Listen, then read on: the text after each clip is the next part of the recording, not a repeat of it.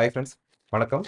Today we are going to discuss about supply and demand. So we know meteorological department is forecasting our weather each and every day. Likewise, we can forecast the price of a product as well as how much the product will be demanded and how much the product will be supplied can also be forecasted with the help of supply and demand. What are all the things, what are all the topics we are going to discuss in the unit that we should know? This is the overall picture of the topics we are going to discuss today. In the demand side, we will look into demand schedule, demand curve, factors behind the demand curve, shift in demand.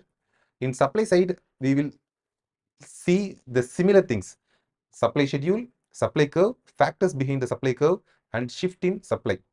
After seeing all these topics, we will discuss where the supply and demand will meet, which is the equilibrium of supply and demand. So I think with this, we can get into the unit. Before starting, let's try to understand the law of demand. According to law of demand, if the price of a product increases, the demand for the product decreases. If the price of a product decreases, the demand for the product increases. These two things are given assuming that certain factors are held constant. So what are those factors? We can see it later. So the first one is demand schedule. What is a demand schedule? A demand schedule is at each and every price, how much quantity of a product people demand. That is a demand schedule. Let's not take this very seriously. Let's imagine at rupees 500, people will demand nine quantities of apple baskets. So with this demand schedule, we can clearly understand at rupees 500, people are willing to buy only 9 baskets of apple. But at rupees 100, people are willing to buy 20 baskets of apple. So with this, we can clearly understand the law of demand. As per law of demand, as the price increases, the demand will decrease. As the price decreases, the demand will increase. With this demand schedule, we can clearly understand the law of demand. So the next one is the demand curve. A demand curve is a graphical representation of demand schedule. Why are we going to a graphical representation? A graphical representation will help us to understand things much more clearly. So in this demand curve, data are plotted. The data which are provided in the demand schedule is plotted in this demand curve. The quantity is taken in the x-axis and the price is taken in the y-axis. So while plotting the data, we have received a downward sloping curve. This is a downward sloping curve. Why this is a downward sloping curve? Because if we read this graph from left to right, we can see it as a downward sloping curve. The law of demand is explained with the help of a substitution effect and income effect. What is substitution effect? Let's take for example, we like cakes. We are eating cakes regularly. Suddenly, the prices of cakes are increasing. So what are we doing? We are switching to biscuits. Since the price of biscuits are really low and biscuits seems to be a perfect alternative for cakes, we are shifting to biscuits. So because of this substitutional effect, the demand for a particular product will decrease when the price of a product, when the price of the particular product increases. If there is no substitution effect and if you really need that product, then even if the price of the product increases, we have to purchase the product, so the demand for the product will also increase. So the next one is the income effect. Consider a person allocating 100 rupees for snacks. With the help of 100 rupees, he can purchase 10 biscuit packets. If the price of biscuit packets increase to rupees 20, he can purchase only 5 biscuit packets. So even though the price of biscuit packets increases, he won't allocate 200 rupees to purchase the biscuit packets because his budget is only 100 rupees. As the price of a product increases, people feel that their incomes are getting reduced. So what this person will do, he will purchase only 5 biscuit packets at rupees. So eventually from 10 biscuit packets, it has reduced to 5 biscuit packets. So the demand has reduced from 10 to 5. Market demand. Each and every individual will have separate demand. I will have a particular demand for a product. You will have a different kind of demand for a product, and other peoples will have a different kind of demand for products. So these demands are individual demands. If we collectively take all these individual demands and convert it to a single demand, then it is known as the market demand. Normally, economists will play with this market demand rather than individual demands. Law of diminishing marginal utility. So before going to law of diminishing marginal utility, we must know what is marginal utility. Consider a person purchasing a cool drink. Take Coke or Pepsi. After finishing one bottle of Coke or Pepsi, he is going to purchase another bottle. So the extra satisfaction he is going to derive from the second bottle is known as the marginal utility. That is a marginal utility he is going to derive from the second bottle. So what is diminishing marginal utility? Let's take the same example. The person buys a second Pepsi bottle. It will give him some satisfaction. If he is not satisfied, he will go for another bottle. Normally, the third bottle will satisfy his thirst. He won't go for another bottle. If he goes for another bottle, it will make him uncomfortable. So normally we will stop with the third bottle. So according to law of diminishing marginal utility, the utility we get from the second bottle diminishes from the utility we received from the first bottle. So let's take the same example. If I am not satisfied with the first bottle, I will go for the second bottle. If I am not satisfied with the second bottle, I need some more, I will go for the third bottle of cool drink. So at least with third bottle, I will stop having cool drinks. So if we take the first bottle gave me a good satisfaction. The second bottle, the satisfaction given by the second bottle or the utility given by the second bottle is lesser than the first bottle. The utility given by the third bottle is definitely lesser than the utility given by the second bottle and the first bottle. So as we consume more and more, the utility or the satisfaction we receive from the product will also diminishes. This is known as law of diminishing marginal utility. This will be very much helpful in knowing the demand for a particular product, because individuals can consume up to a certain number of products. So it will be helpful for us to understand about the demand for a particular product. Actually, the law of diminishing marginal utility is having a very wide scope, and it is being utilized in many other places.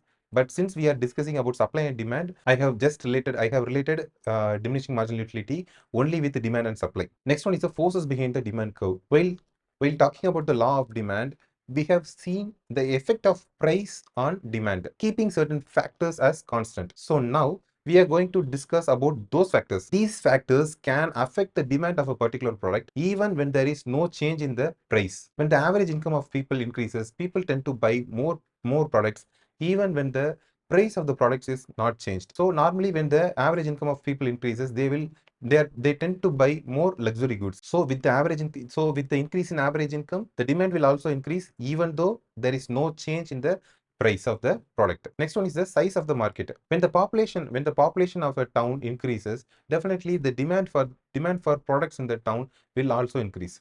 Take for example, when there are very good job opportunities in a city, people living in villages around the city will move towards the city. As people from villages move towards the city, the demand for products like grocery items, house, cabs will increase eventually. As the population increases, the demand for the product increases even though there is no change in the price of the product. Next one is price and availability of related goods. Price and availability of related goods is very much similar to the substitution effect which we have discussed already. When there is a product which is cheaper and which can do all the functions of another product, then people will definitely go to this substitutional product rather than using the original product. When there is a product which is cheaper and which can also give the same satisfaction and utility another product gives you, then definitely people are going to buy that substitutional product. For example, take tea and coffee. If price of coffee decreases drastically, then people might switch over to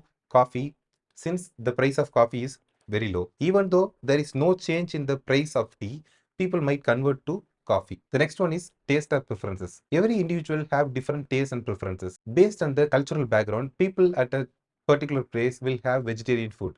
In the same way, people in another place will have non-vegetarian food. If the culture changes, if the taste of these people changes, if non-vegetarian people starts to have vegetarian food, then there will be demand for vegetarian food. If vegetarian people convert to non-vegetarian, then there will be a demand for non-vegetarian food. So when there is a change in taste or preferences, automatically the demand for products will also change. Next one is special influences. During rainy seasons, there will be a great demand for umbrella. In the same way, during summer season, the demand for ice creams and cool drinks will increase. That's what they have mentioned in special influences. Next one is future economic conditions. Suppose if the price of a product is going to increase, people will definitely try to purchase the product before the price of the product increases. There is always a demand for gold because the price of gold is always increasing. The next one is marketing.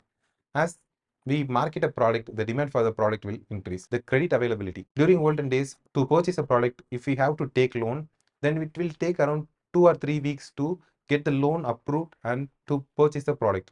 But nowadays, if we take our Aadhaar card to any store, we can purchase the product without any problem. So because of this no cost EMI, demand for products are increasing. So these are the factors which will affect the demand curve even when there is no change in the price. These factors can act with the price or without the price to influence the demand of a particular product. Next one is shift in demand. We have already seen demand curve.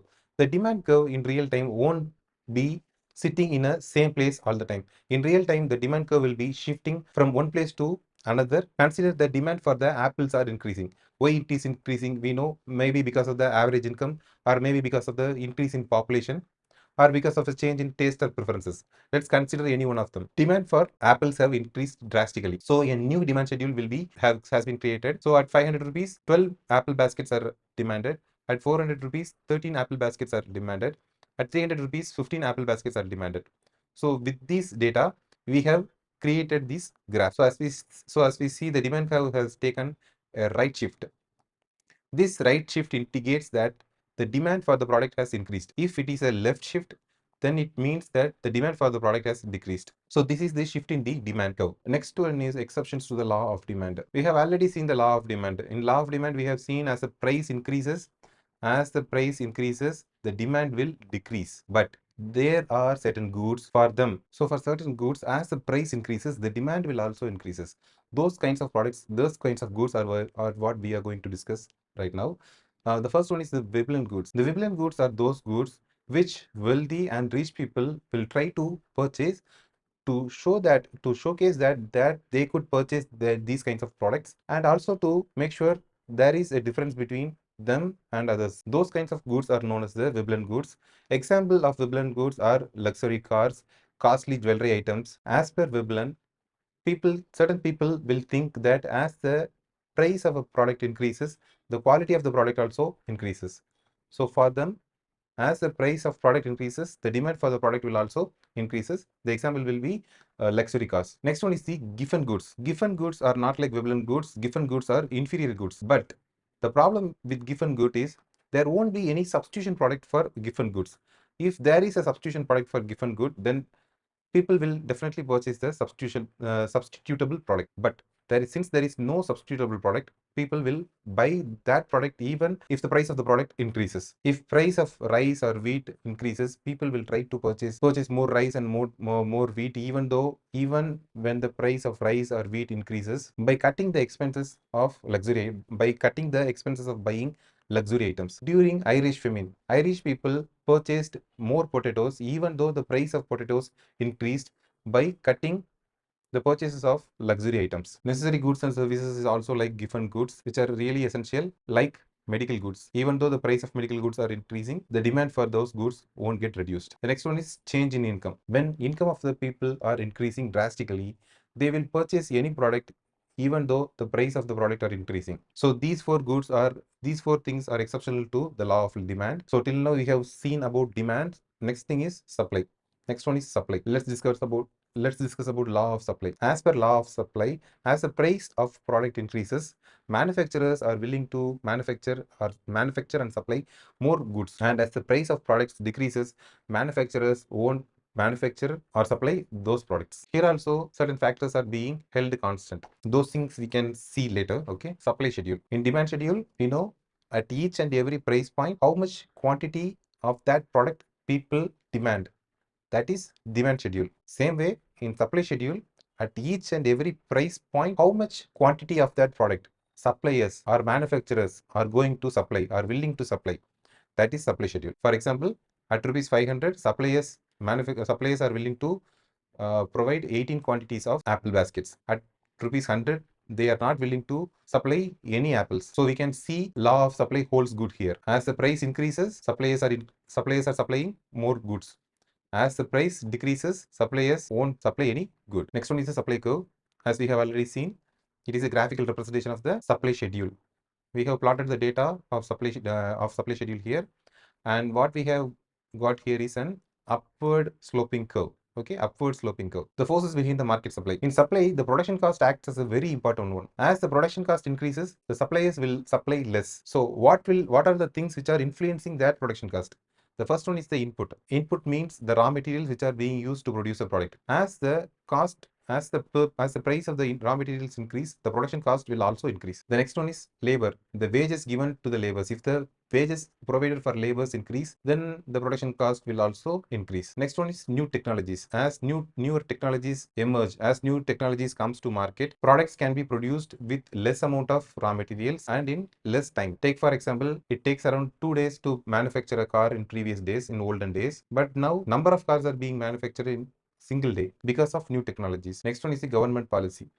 If governments increase the tax of raw materials, then the production cost will also increase. In the same way, if government implement many policies like the pollution control policy, if they want the factories to reduce their pollution by purchasing a new machinery, then the factory will have to invest a good amount in the new machinery, which will also increase their production cost. So these are the main things which will influence the production cost of a product. Next one is expectation of future supply. If the price of raw materials are going to be higher in the future, then the manufacturers will manufacture more products since they can get a good profit from those products. Next one is the price of related goods. Take for example Maruti. Maruti is manufacturing Swift and Brezza. If the price of Swift is increasing, if the demand for the Swift is increasing, then definitely Maruti will shift their raw materials and workforce towards Swift rather than Brezza so that they can get a good profit. Next one is consumer preference. If consumers are changing towards electric cars, then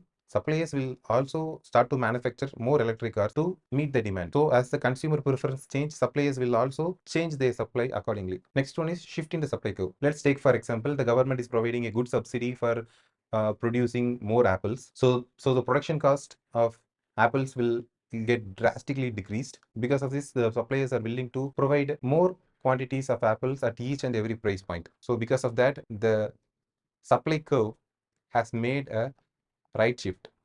A right shift means the supply has increased. If it is a left shift, then the supply has decreased. So this is the shift in supply. The very important one, equilibrium of supply and demand. We have already seen the demand schedule and the supply schedule. Here we have combined the demand schedule and the supply schedule. Here price is at 500 rupees, 400 rupees. What is the quantity demanded? What is the quantity which is being supplied? Let's take rupees 400. At 400, people are demanding 10 quantities of apple baskets, and manufacturers are willing to supply 16 baskets of apple. So what happens? Supply is more, but the demand is less. This will make the price to reduce. This will put a pressure on the price and the price will get reduced. If we take rupees 200 as price, the quantity demanded by people is 15 quantities and the quantity supplied is 7 quantities. So here the supply is less and the demand is more. Here, since the demand is more, it will create a upward pressure on the price. So the price will increase. If we take 300, here we will get an equilibrium because the quantity demanded by the people and the quantity supplied by the manufacturers are equal. So the price at which quantity demanded and quantity supplied is at equilibrium is the equilibrium of supply and demand. It is also called as the market clearing price. So these things we can clearly understand with the help of this graph. Since the supply curve and the demand curve are intersecting at this point is known as the equilibrium point. It is in the equilibrium at rupees 300 and the quantities is the quantity is 12 quantities. At rupees 400, there is a downward pressure on the price. At rupees 200, there is an upward pressure on the price. So here we can see there is a shortage. Supply is less and the demand is more. And here we can see there is more supply, but there is less demand. So with the help of this graph, we can clearly understand the equilibrium and the surplus and the shortage. Next one is the effect of shift in supply. We already know that the demand curve or a supply curve won't sit in the same position. In real time, it will change from place to place. So here at this point, there is an equilibrium. After attaining an equilibrium, there is a shift in the supply curve. It has shifted to the left, which means the supply has reduced.